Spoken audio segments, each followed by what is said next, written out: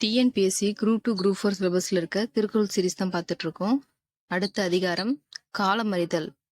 காலமறிதல் அப்படின்னா செயலை நிறைவேற்றுவதற்கு ஏற்ற காலத்தை அறிதல். அதாவது ஒரு செயலை எப்ப எப்படி செய்யலாம் அப்படின்றது தெரிஞ்சு அறிஞ்சு யோசிச்சு அந்த செயலை செய்யணும். அதுதான் காலம் அறிந்து செய்யறது அப்படின்னு சொல்றாங்க. அப்படி செஞ்சா நமக்கு வெற்றி தான் அப்படிங்கிறத பத்தியும், அதை செய்யல அப்படின்னா என்ன நடக்கும் அதோட விளைவை பத்தியும் திருவள்ளுவர் அழகா ஒரு 10 குறள்ல சொல்லியிருக்காரு. என்னென்ன சொல்லியிருக்காருன்னு பார்க்கலாம் வாங்க. குறள் 1.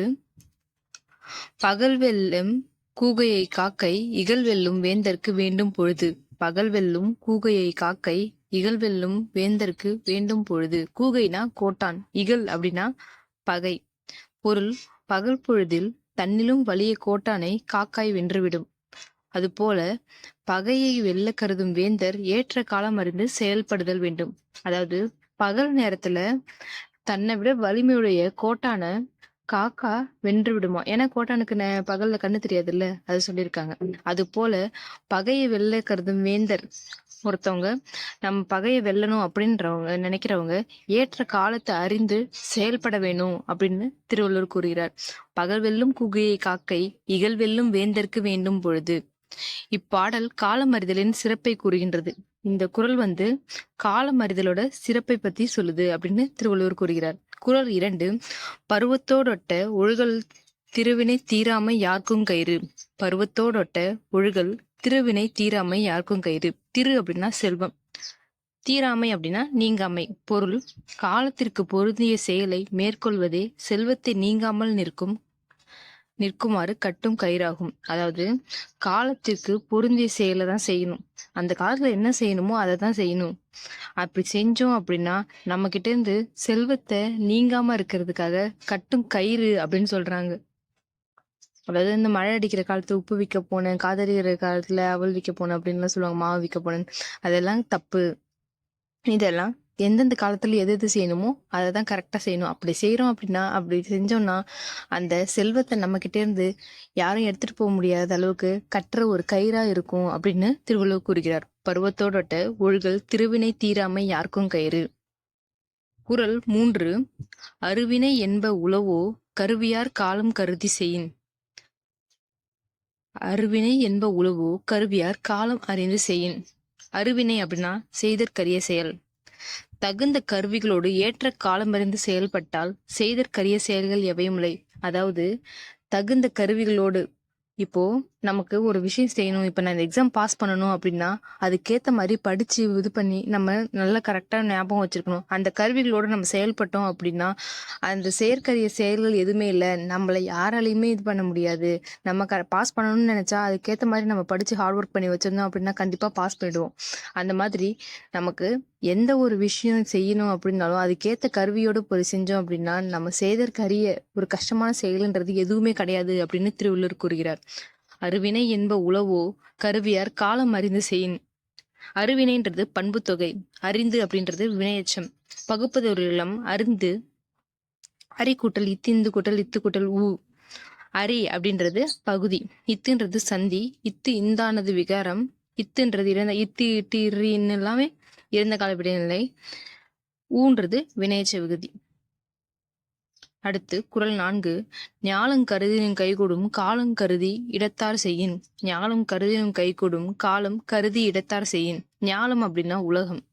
பொருள்: காலம் அறிந்து இடத்தோடு பொருந்து செயல்பட்டால் உலகத்தையே அடைய விரும்பினும் கைகூடும். அதாவது ஒரு காலம் அறிந்து அந்த இடத்தோட பொருத்தமான செயலை நம்ம செஞ்சோம் அப்படின்னா இந்த உலகத்தையே நீ அடைய விரும்பினாலும் அது கைகூடும் அப்படின்னு திருவள்ளுவர் கூறுகிறார். ஞாலம் கருதினும் கைகூடும் காலம் கருதி இடத்தார் செய்யின்.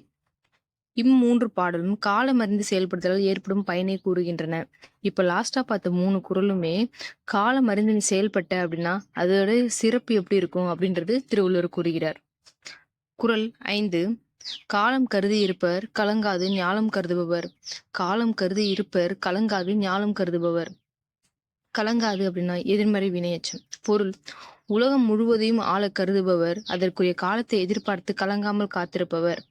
அதாவது உலகம் முழுசையும் நான் ஆளணும் அப்படின்னு நினைக்கிறவங்க அதுக்கான காலம் வரும் வரைக்கும் எதிர்பார்த்து காத்து கொண்டிருப்பாங்க அப்படின்னு திருவள்ளுவர் கூறுகிறார். எந்த ஒரு துன்பமும் படாம, எந்த ஒரு சஞ்சலமும் படாம, என்னடா இது அப்படின்னு வெறுத்து போகாம அதுக்காக எதிர்பார்த்து காத்திருப்பாங்க அப்படின்னு சொல்றாங்க. காலம் கருதி இருப்பர் கலங்காது ஞாலம் கருதுபவர். குறள் 6. ஊக்கம் உடையான் ஒடுக்கம் பொருதகர் தாக்கற்கு பேருந்தகைத்து. ஊக்கம் உடையான் ஒடுக்கம் பொருதகர் தாக்கற்கு பேருந்தகைத்து. ஒடுக்கம் அப்படின்னா அடங்கி இருப்பது, பொருதகர் ஆட்டுக்கடா, பேருந்தகைத்துனா பின்வாங்கும் தன்மையது. பொருள்: ஊக்கம் உடையவன் காலத்தை எதிர்பார்த்து அடங்கி இருப்பதானது ஆட்டுக்கடா பகையை தாக்குவதற்கு பின்வாங்கும் தன்மையை போன்றது. அதாவது ஒரு ஊக்கம் உடையவன், அவனால இந்த செயல் செய்ய பண்ண முடியும், ஆனாலும் அவன் பண்ணாம ஒரு காலத்தை எதிர்பார்த்து காத்திருக்கிறது எப்படி இருக்கு அப்படின்னா, ஆட்டுக்கடா இப்ப கடை சண்டைலாம் பாத்தீங்கன்னா ஆட்டுக்கடை மோதறதுக்கு முன்னாடி பின்னாடி போயிட்டு முன்னாடி மோதும். அது மாதிரி சொல்றாங்க. ஒரு பகையை தாக்குவதற்கு முன்னாடி பின்வாங்கும் தன்மையை போன்றது.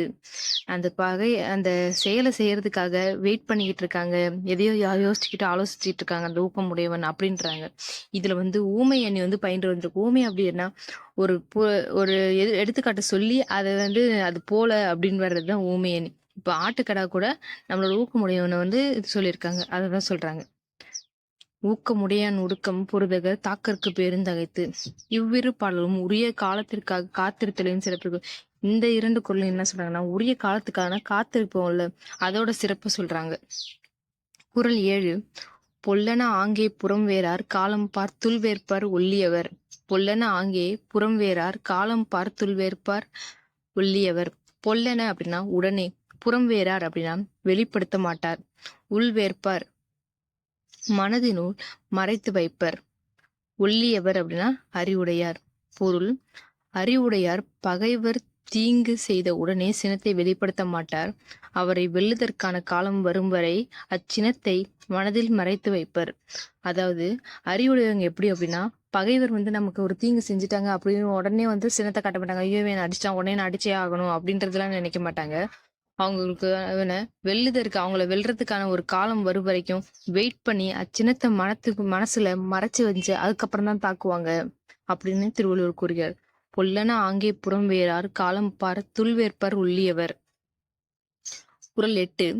செருநரை காணின் சுமக்க இருவரை காணின் கிழக்காம் தலை. செருநரை காணின் சுமக்க இருவரை காணின் கிழக்காம் தலை. செருநர் அப்படின்னா பகைவர், சுமக்க அப்படின்னா பணிக, இருவரை அப்படின்னா முடிவு காலம், கிழக்காந்தலை தலைகீழ் மாற்றம்னு அர்த்தம்.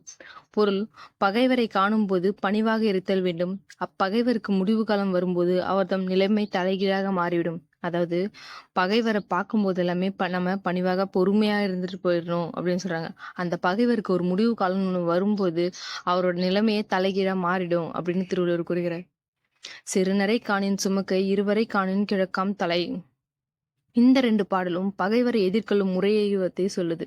எப்படி அவங்களுக்கு உடனே அவங்கள எதிர்கொள்ளக்கூடாது, பொறுத்திருந்து காக்கணும். அது மாதிரி அவங்கள பார்க்கும் போதெல்லாம் சினம் கொள்ளக்கூடாது, அதுக்கான டைம் வர வரைக்கும் வெயிட் பண்ணி அதுக்கப்புறம் தான் தாக்கணும் அப்படின்னு திருவள்ளுவர் கூறுகிறார். குறள் 9. எய்தற்கரிய தேய்ந்த கால் அந்நிலையை செய்தற்கரிய செயல். எய்தற்கரிய தேய்ந்த கால் அந்நிலையை செய்தற்கரிய செயல். கிடைத்ததற்கு அரிய வாய்ப்பு கிடைத்த பொழுது அவ்வாய்ப்பை பயன்படுத்தி கொண்டு அப்பொழுதே செய்தற்கரிய செயல்களை செய்ய வேண்டும். எய்தற்கு அப்படின்னா கிடைத்ததற்கு, ஏந்தக்கால் அப்படின்னா கிடைத்த பொழுது. இது நமக்கான இதுதான் குறள். எய்தற்கரிய தேய்ந்த கால் அந்நிலையை செய்தற்கரிய செயல். அதாவது கிடைச்சதுக்கு அரிய வாய்ப்பு கிடைக்கும் பொழுதே நம்ம அதை பயன்படுத்திக்கணும், அந்த பயன்படுத்தி அது செய்தற்கரிய செய்ய வேண்டும். இப்ப நமக்கு குரூப் 2 எக்ஸாம் வந்துட்டு இருக்குல்ல, அதான் சொல்றாங்க. அதுக்கான செயலை செஞ்சுட்டே இருக்கணும். நம்ம அது வாய்ப்பு கிடைக்கும் போதே கிராப் பண்ணிக்கணும். அது வாய்ப்புன்றது எப்பயுமே கிடைக்காது அப்படின்றதான் சொல்றாங்க. எய்தற்கரிய தேய்ந்த கால் அந்நிலையை செய்தற்கரிய செயல். இதை ஞாபகம் வச்சுக்கிட்டே இருங்க. இது நமக்கு அப்பப்போ யூஸ் ஆகிட்டே இருக்கும். அப்பப்போ இல்லை, டெய்லி கூட படிக்கலாம் அந்த குறளை. இப்பாடல் காலம் வரும்போதெல்லாம் விருந்து செயலை செய்க என்பதை கூறுகின்றது. காலம் வரும்போதெல்லாம் நம்ம அதை கிராப் பண்ணிக்கணும், அதுக்கான செயலை செய்யணும்னு சொல்றாரு.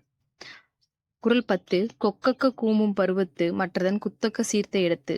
கொக்கக்க கூம்பும் பருவத்து மற்றதன் குத்தக்க சீர்த்த இடத்து. கூம்பும் அப்படின்னா வாய்ப்பற்ற, சீர்த்த இடம்னா உரிய காலம். பொருள்: வாய்ப்பற்ற காலத்தில் கொக்கை போல அமைதியாக காத்திருத்தல் வேண்டும். உரிய காலம் வாய்த்ததும் கொக்கை போல் விரைந்து செயலை செய்து முடித்தல் வேண்டும். அதாவது வாய்ப்பு இல்லாத போது கொக்கு எப்படி காத்திருக்குமோ, அதுபோல காத்திருக்கணும். கொக்குன்றது தண்ணீல ஒரு கால்ல நிக்கும் பார்த்துருக்கீங்களா? ஒரு கால்ல நிக்கும். எதுக்காக அப்படின்னா, மீன் வர வரைக்கும் பார்த்துக்கிட்டே இருக்கும். அந்த மீன் வர்ற நேரத்துல அப்படியே நொடி கூட நிமிக்காம, வெயிட் பண்ணாம டப்புன்னு போய் உள்ள போய் எடுத்துட்டு வந்துரும். அந்த மாரி தான் சொல்றாரு. கொக்கு போல வாய்ப்பு கிடைக்கிற வரைக்கும் வெயிட் பண்ணிக்கிட்டே இருக்கணும். நம்ம கொக்கு மாரி டக்குன்னு வாய்ப்பு கிடைச்சிருச்சு. மீன் கிடைச்ச உடனே எப்படி அது விரைந்து செயல்படுதோ, அதுபோல நம்ம வாய்ப்பு கிடைச்ச உடனே விரைந்து செயல்படணும் அப்படின்னு சொல்றாங்க. இதுலயும் ஊமையானி பயின்று வந்திருக்கு. கொக்கையும் நம்மையும் வந்து அவர் வந்து ஊமைப்படுத்தி சொல்லியிருக்காரு. இப்பாடல் காத்திருப்பதையும் செயல்படுதலையும் ஊமை வழி கூறுகின்றது. அதான் இந்த பாடல் வந்து காத்திருத்தல் அப்புறம் அது எப்படி செயல் பண்ணணும் அப்படின்றதையும் ஊமை வழியா கூறுகிறாரு. இது போல 10 குறள்ல வந்து காலமறிதலை பத்தி சிறப்பாக சொல்லியிருக்காரு. இதே போல ப்ரீவியஸ் இயர் கொஸ்டின்ஸ்ல இருக்கிற குறள் சிலபஸ்ல இருக்கிற திருக்குறள் பத்தி தெரிஞ்சுக்கிறதுக்கு நம்ம அம்மு டிஎன்பிஎஸ்சி சேனல் சப்ஸ்கிரைப் பண்ணிக்கோங்க. பெல் பட்டன் கிளிக் பண்ணிக்கோங்க. தேங்க்யூ.